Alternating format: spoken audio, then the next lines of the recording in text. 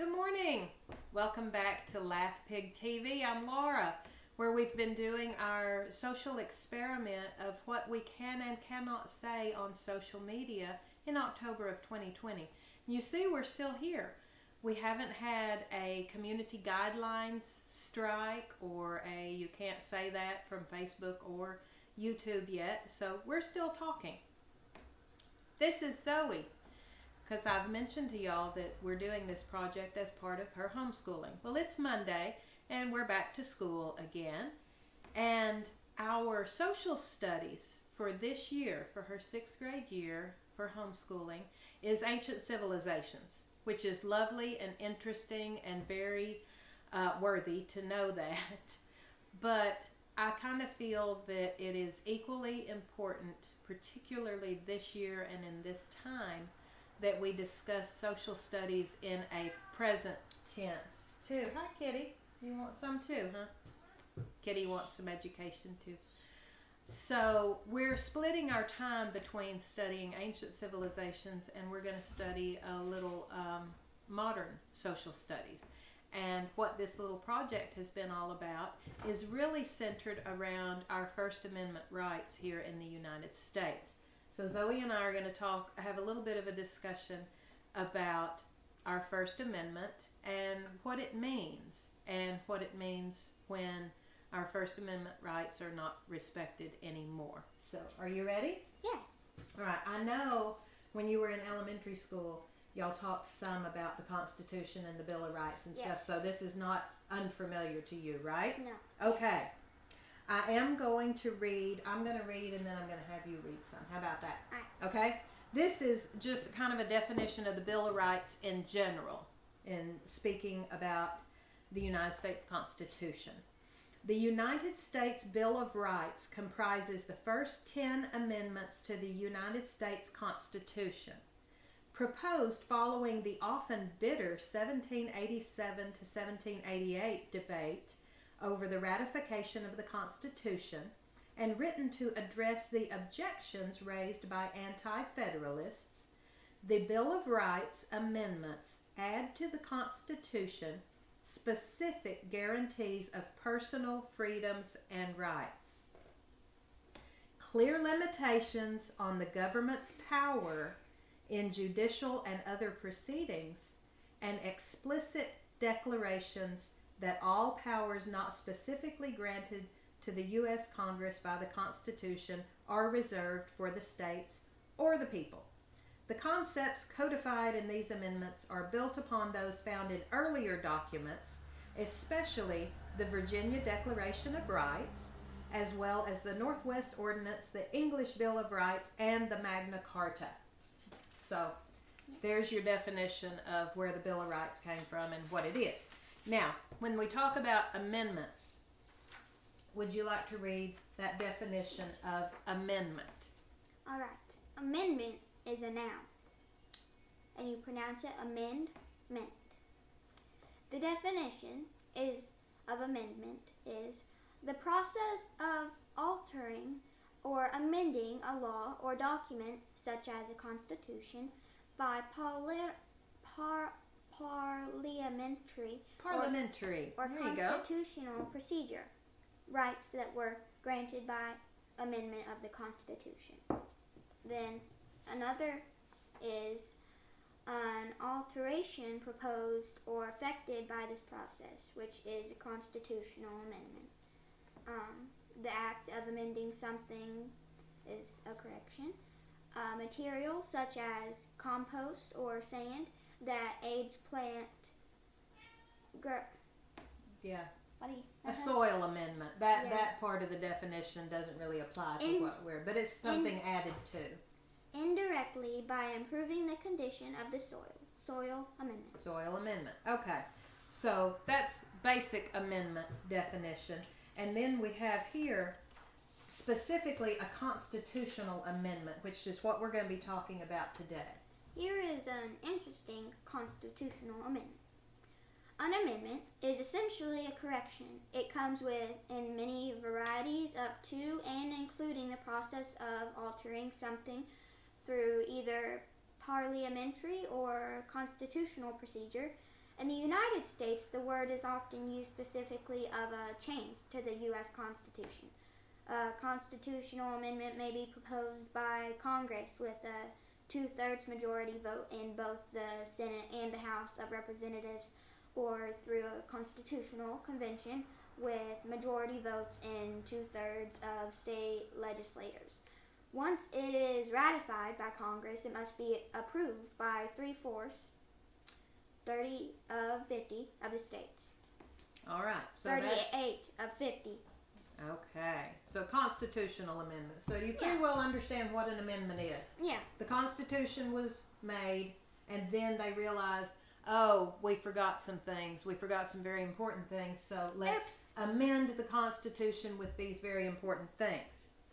Okay. And I actually have, all we're going to talk about today is the First Amendment of the Bill of Rights. That's the one that really seems to be getting stomped around a lot in the United States in this year of 2020. Now this, if you'd like to read this one, or I can, this is the original wording of the First Amendment. So we're back in the 1700s. This is why the language looks different. Yeah. So if you want to read the original amendment, and then we're going to read what that actually means. So here's the first ever amendment. Amendment 1. Congress shall make no law respecting an establishment of religion or prohibiting the free exercise thereof, or abridging the freedom of speech or of the press, or the right of the people peaceably to assemble and to petition of the government for a redress of grievances. Yeah, that's some interesting wording there, huh? Congress shall make no law respecting an establishment of religion or prohibiting the free exercise thereof, or abridging the freedom of speech or of the press, or of the right of the people peaceably to assemble and to petition the government for a redress of grievances. That is some tough wording for sixth graders to understand. So how about, would you like me to read this, or do you want to? I can read it. Okay. This is kind of in more modern terms what the First Amendment actually says. Yes. All right. The First Amendment to the U.S. Constitution protects the freedom of speech, religion, and the press. It also protects the right to peaceful protest and the petition to the government. The amendment was adopted in 1791, along with 9 other amendments that make up the Bill of Rights, a written document protecting civil liberties under U.S. law. The meaning of the First Amendment has been the subject of continuing interpretation and dispute over the years. Landmark Supreme Court cases have dealt with the right of citizens to protect U.S. involvement in foreign wars, flag burning, and the publication of classified government documents. There you go. So that's a wording that's a little bit easier to understand. So in talking about this year and some of the stuff we've seen, although we don't read the newspapers and we don't watch mainstream news and the such, but we do keep a light finger on the pulse of what's happening out in the world and here in the United States. So just of the things that you've kind of heard of that we've talked about is going on this year, in thinking of the First Amendment, the first thing it protects is your freedom of speech. We here in the United States can say what we want to say when we want to say it. Now there are a few limitations to that legally, is that you can't go saying bold-faced lies about people that's going to lose them all their money or their influence or things like that. There are laws against that. But in general, we have free speech. That if I want to say something ugly about the president or our governor or something like that because I don't believe they're doing what's in the best interest of the people, I can say that. Yes. And they can't come and haul me off to jail because of what I say. And theoretically, nobody can stop me from saying that. Yeah. Is that kind of what that means to you? Well, what have we been seeing on social media lately that you and I have been talking about? How people, they're making their videos and they're getting censored.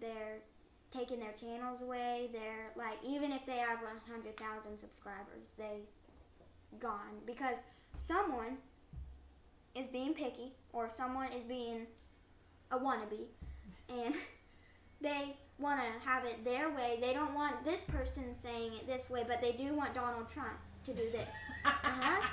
Yeah. They don't want this person to go to court and say, well, I just said this for a video because I think it's true, but, I mean, if it's not true to you, then I feel like it's true. But they don't want you. They want you to do what they feel like is best. They don't want people saying, like, bad stuff about the president, and no hate to the president, no hate to the president. But we're supposed to be able to say stuff if we don't like the president, right? Right. And or if we don't like what some of his practices are. Yeah, it's just like you saying, I don't like the color black. Well, I do, so you're going to have to be censored because I like the color black, and we're all supposed to like the color black. So how about you just leave, and I'm going to censor your whole sentence about that and your whole channel, and from now on, you're going to like the color black. And what we're having a hard time finding out is who's doing this? Is it a robot? Who has? Is it who real has people? The control? Is it a machine? Who has the control of all of this? That's a really great question for this entire planned production of a pandemic. Is who's in control? Who's making the decisions? Is it a robot that knows more than us? Is it a person who thinks this would be best for our human being? Is it a robot? We're not real sure in 2020, are we? No, we're not. Because this year's been kind of crazy. Kind of nothing. Yeah. So that's freedom of speech to begin with. So we can say that freedom of speech here in the United States has been affected this year. Would you agree with that? Has definitely been affected. Yes. Okay. Freedom of speech is definitely being affected here in the United States in 2020. The very next thing is religion. Now, that's being a little more insidious with this planned production of a pandemic because they're not saying you can't practice your religion, but we're not being allowed to go to church right now, correct? Correct. Most churches cannot be open because you can't socially distance enough in church. So most churches are doing online services, but the actual gathering of people in a church service and with your church community is really important to a lot of people, especially older people like my mother, Zoe's nanny. Her church community is very important to her, and she misses it very much when she can't go to church. And my big question is, if God or Jesus were here in this pandemic and in this whole part of the world right now, which is very crazy, I wonder what they would say about everything these people saying that we don't get to talk freely. We don't get to go do this. We don't get to go to main event or like a play place. Let's keep talking about church and stuff, because one example I want to bring up is when I drove your nanny back to Arkansas a few weeks ago. I drove back on a Sunday, and a few things I drove by on my 9-hour drive from Arkansas back to East Tennessee was all of the large churches. Any church that I saw from the interstate on a Sunday morning, their parking lot was empty. But I drove by Southland, what used to be the Southland Greyhound racing track in West Memphis, but it has now been turned into a casino because they don't dog race anymore. The parking lot was completely full at the casino. The church parking lots are empty. The parking lot at Cracker Barrels that I would see on the side of the interstates on a Sunday morning were full with people lined up outside, but we couldn't go to church. So I kind of have issue with that. You can do this thing. You can go gather at this place like a casino. I love casinos. Make no mistake, I'm not judging. But the fact that you can do one but you can't do the other, and the other is religion, is very confusing. Is supposed to be protected by our First Amendment rights. Yeah, exactly. So that's a confusing thing this year. Am I right? Yes, because I heard someone say that I was driving somewhere and the restaurant O'Charlie's was full, and they went by the church, and that the church was empty. The drive was empty. There was a gate there. You can't enter. People were walking on the sidewalk, but it was just empty. And it questioned me how people think it's all right to go gather at a restaurant where you eat and you actually spread germs. And then you can't go to a booth in the church and hear someone read a religious book. It's just... So, there's another... That don't make sense this year, and right? And you're thinking of how everybody's saying, well, you should follow your religion, and even, I know it's a pandemic, but follow your religion and do everything you can, and then they won't let you go to a church, but they'll let you go to a casino. So... It makes no sense, but the world isn't really making any sense right now. So we're trying to make sense of it. Yeah. So the next thing that they protect along with speech and religion is the press. And, the press means people... reporters and journalists, people that write newspaper and magazine articles, reporters on, news channels and stuff.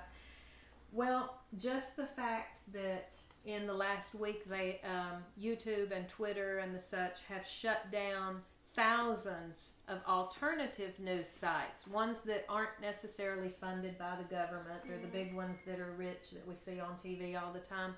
So how do they make that call? How do they say that you can talk about this news story, but these people over here cannot?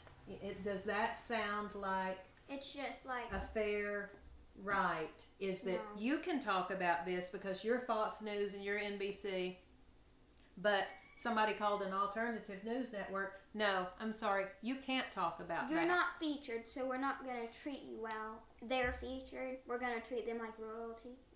So that's kind of odd. And before this video gets too terribly long, we may discuss on another video protecting civil liberties, because we definitely are seeing peaceful protests being put down that, even though the Bill of Rights is supposed to, the First Amendment is supposed to give us our right to protest U.S. involvement in foreign wars, flag burning, and the publication of classified government documents. I think we may talk about that at another time. But in wrapping up, do you have anything else you would like to add regarding the freedom of speech? Actually, yes. But, okay. So, talking about the amendment, I'm not going to make this long. I don't know if you heard this, but they said the amendment was adopted in 1791, almost 3,000 years ago. No, 200 something. Oh, 200. Oh, I'm sorry. 200 something. I get scrambled with all these years that are going on. But while you're reading this, if you read the First Amendment and how it was written. That's how it was written. It's so different, because these days they have so many more slang words, and they make it simpler these days. But then this, it sort of has more like describing details about something. Some of the old language has a little more depth to it. It has a little more like... But it's also a little hard to understand if you're not used to reading that kind of... That's why we got one that was a little bit easier to read. But as far as our experiment goes, we're going to continue trying to say and do things that aggravate the censors and the fact checkers and the blockers and all at social media. And until we make somebody angry and they pull our channel or block us or whatever, we're going to keep talking and we're going to keep trying to figure out what we can say and what we cannot say. And if they block us, then we might make a new channel. You never know. You never know. So, but we appreciate you being here and being part of the experiment, and the social experiment goes on. So from Laugh Pig, I'm Laura. This is Zoe, and have a great rest of your day. Bye. Bye-bye.